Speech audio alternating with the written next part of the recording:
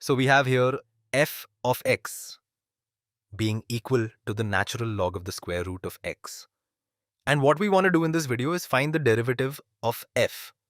And the key here is to recognize that f can actually be viewed as a composition of two functions. And we can diagram that out. What's going on here? Well, if you input an x into our function f, what's the first thing that you do? Well, you take the square root of it. So if we start off with some x, you input it. The first thing that you do, you take the square root of it. You are going to take the square root of the input to produce the square root of x. And then what do? You take the square root and then you take the natural log of that. So then you take the natural log of that. So you could view that as inputting it into another function that takes the natural log of whatever is inputted in.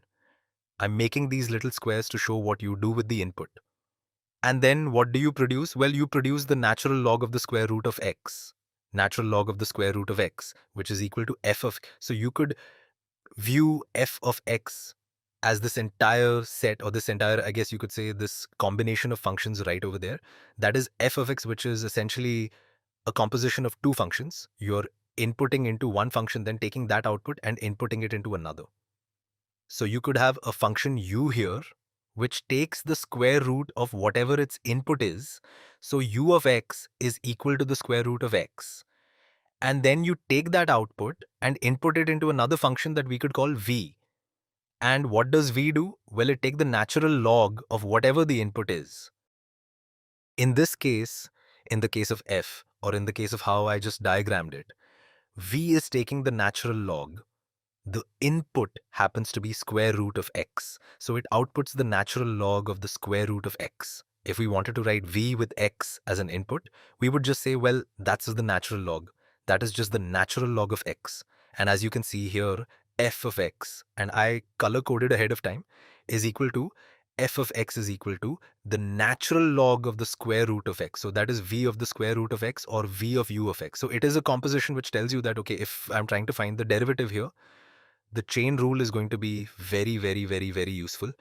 And the chain rule tells us that f prime of x is going to be equal to the derivative of, you can view it as the outside function with respect to this inside function. So it's going to be v prime of u of x, v prime of u of x times the derivative of this inside function with respect to x. So that's just u prime of x. So how do we evaluate these things? Well, we know how to take the derivative of u of x and v of x. U prime of x here is going to be equal to, well, remember, square root of x is just the same thing as x to the 1/2 power. So we can use the power rule, bring the 1/2 out, so it becomes 1/2 x to the, and then take off 1 out of that exponent. So that's 1/2 minus 1 is negative 1/2 powers. And what is v prime of x? Well, the derivative of the natural log of x is 1 over x. We show that in other videos. And so we now know what u prime of x is, we know what v prime of x is, but what is v prime of u of x? Well, v prime of u of x, wherever we see the x, we replace it. Let me write that a little bit neater. We replace that with the u of x. So v prime of u of x is going to be equal to 1 over u of x, 1 over u of x, which is equal to 1 over. U of x is just the square root of x, 1 over the square root of x. This thing right over here we have figured out is 1 over the square root of x. And this thing, u prime of x, we figured out is 1/2 times x to the negative 1/2 and x to the negative 1/2. I could rewrite that as 1/2 times 1 over x to the 1/2, which is the same thing as 1/2 times 1 over the square root of x. Or I could write that as 1 over 2 square root of x. So what is this thing going to be?